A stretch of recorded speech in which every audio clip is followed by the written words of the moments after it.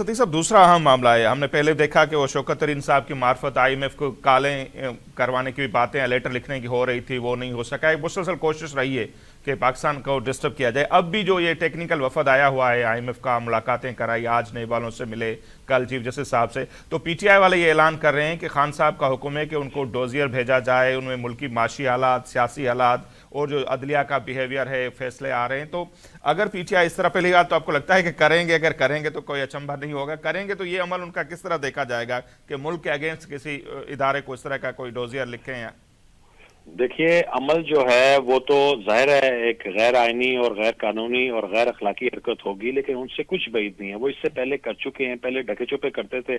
अब हो सकता है वो अलल ऐलान करें या इसको एक ब्लैकमेलिंग के टूल के ऊपर वो इस्तेमाल करें। लेकिन असल बात जो है कि इसका इम्पैक्ट वो क्या पड़ेगा, कतई तौर पर इससे क्या वो हुकूमत पाकिस्तान या पाकिस्तान की कोई वो पजीराई तो नहीं होगी ना, उनकी बदनामी का बाइस वो बनेगा। लेकिन वो अपनी तरफ से पूरी कोशिश करेंगे। उनका मुतमईन नजर सिर्फ एक है कि बानी पीटीआई की किसी तरीके से रिहाई हो।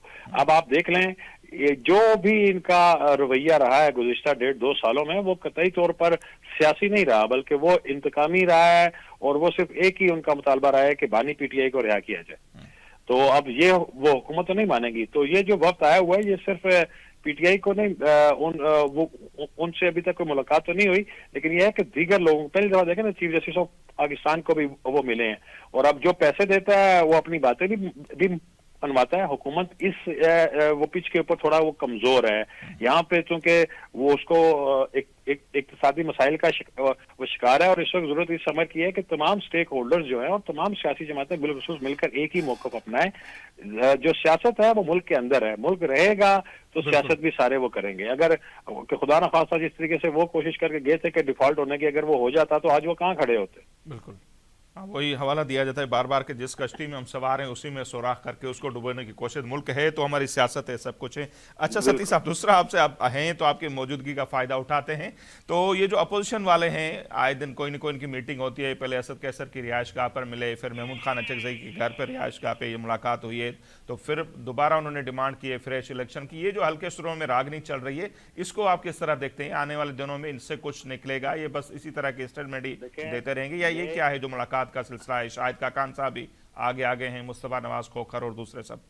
नए इलेक्शन की जहां तक बात है तो वो अभी जब ये मुज़ाकराती अमल इनका नाकाम हुआ है, इसने पीटीआई जब बैकआउट कर गई है, उसके बाद से ये चीज सामने आई। हालांकि उससे पहले अगर आप देखें तो उनका नया इलेक्शन या 26वीं आईनी तरमीम को रिवर्स करने वाली बातें उन्होंने खत्म कर दी थी।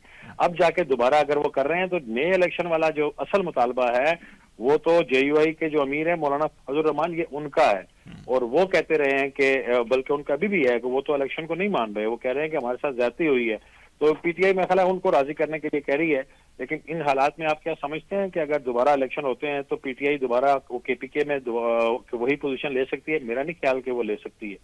और इस वक्त जहां तक बाकी सियासी जमातों के अगट्ठे या उनके अगट्ठे होने की बात है, तो हमने एक दफा पहले भी आपके ये प्रोग्राम में बात की थी कि पीटीआई जो है वो उनका टारगेट है जो ऑडियंस और जो अफराधी कुव्वत या जो स्ट्रीट पावर मौलाना की है उसको वो कैच करना चाह रहे हैं। और मौलाना ने भी दोनों को एंगेज किया हुआ है, इधर से पीटीआई को भी किया हुआ है, उधर से हुकूमत की को भी किया हुआ है। और आप देख रहे हैं कि जैसे उन्होंने वो वज़ीर-ए-आज़म एक डेलीगेशन के साथ एक हफ्ता वो पहले मौलाना के वो घर गए थे, तो वहां जाके भी काफी गिले शिकवे, काफी बातें वो हुई थी। तो अब ये देखना सिर्फ ये है कि क्या पीटीआई अपने दीगर जमातों को साथ मिला के चलती है, कोई तहरीक चलाने में कामयाब होती है, या इसका अंजाम भी वही होगा जो तहफ़्फ़ुज़ आईन तहफ़्फ़ुज़ की जो उन्होंने एक वो अलायंस बनाया था कि उसके साथ जो हुआ था वही इसके साथ ना हो।